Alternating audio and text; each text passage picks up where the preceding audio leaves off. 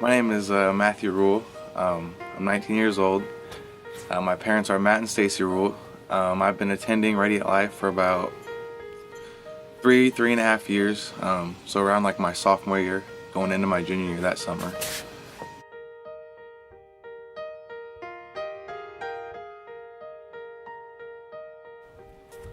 So I started coming to Radiant Life towards the end of my sophomore year.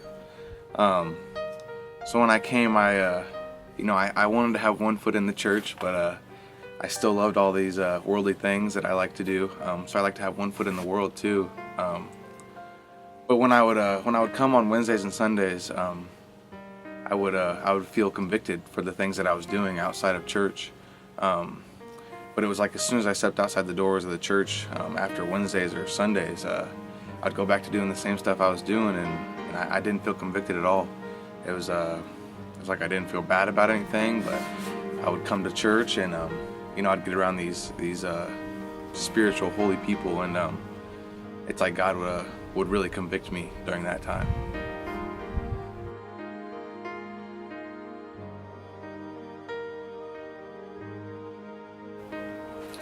So there were some worldly things that I still felt like I couldn't let go of, or I couldn't live without, but by still coming to church. And the main one of those was sports. Probably sports was basically my whole life, has been my whole life since I've been a little kid. So even when I first started coming to church, sports was like the true God in my life. I'd miss Wednesdays or Sundays if I had a sports conflict, and there was no problem with it. But when I got into high school and started doing sports, you grow up, you start to get introduced to other things, and those worldly things such as like partying and all that stuff. And when one worldly thing would let you down, I'd try to look to the next. And so if partying wasn't enough, then I'd maybe go look to a girl, try to satisfy, be happy, thinking I could be happy with a girl. Or if that didn't work, then the next thing would be experimenting with drugs. And so I basically did that through my whole high school career. And I didn't really realize, being the athlete, Kearney's kind of a smaller town, kind of the influence you have, not only over the kids right below you, in high school, but even the younger kids, like elementary school. And so even when I was still out partying and stuff, I would try to, I guess, evangelize still and be like, hey, still come to church and everything. God forgives, basically telling them the completely wrong thing than what I should have been telling them. But I just thought that was the right thing that I was doing, and instead of using my influence, in a good way, trying to spread God's word and bring people, like truly bring people closer to God, I didn't use it in the right way, and I spoiled it, and that's something I wish that I could take back.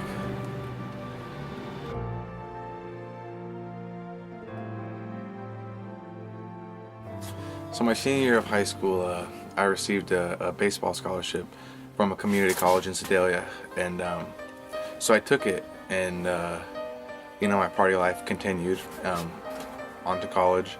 And when I was there, I was living on my own. So instead of having my parents there as a spiritual influence, someone making me get up and go to church on Wednesdays and Sundays, I didn't have that. So the whole time I was there, it was kind of like I put God on the back burner. All I cared about was baseball and partying. Even school, I kind of kicked that to the side. Right when my grades suffered so bad. But I just kept living that party life like it didn't affect me, and I was playing the best baseball of my life. So I was succeeding in the thing that was my true God. So I was like, oh, I can do this life without God, basically. And he broke me of that really quick. Probably a little after halfway through the first semester of school, in November around Thanksgiving, I was suspended from the team and suspended from the school due to my mistakes. And so there went my dreams of fulfilling that college baseball scholarship that I had.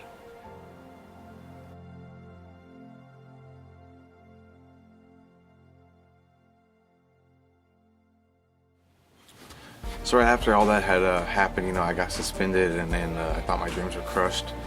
I really started to question God, question my faith. I got mad at him, like, why would he do that to me? But little did I know he was trying to get my attention.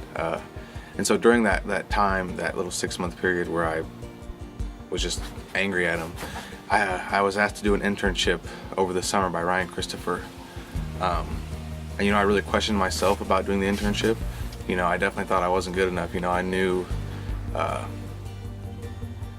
with my past, I probably shouldn't have been there. But anyways, I did it, and that's really where my life changed. From the first 3 days I was there, we started reading a book by Heath Adamson. It's called The Bush That Always Burns.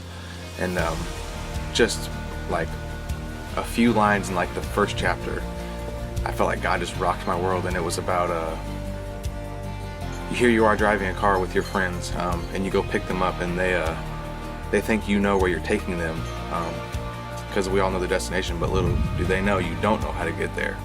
So it said you're basically driving them down a path that you guys don't know where you're going. And that really spoke to me, because here I was, I had been going to church, I knew what I should be doing, but I wasn't doing the right thing. I was leading them all down the wrong road.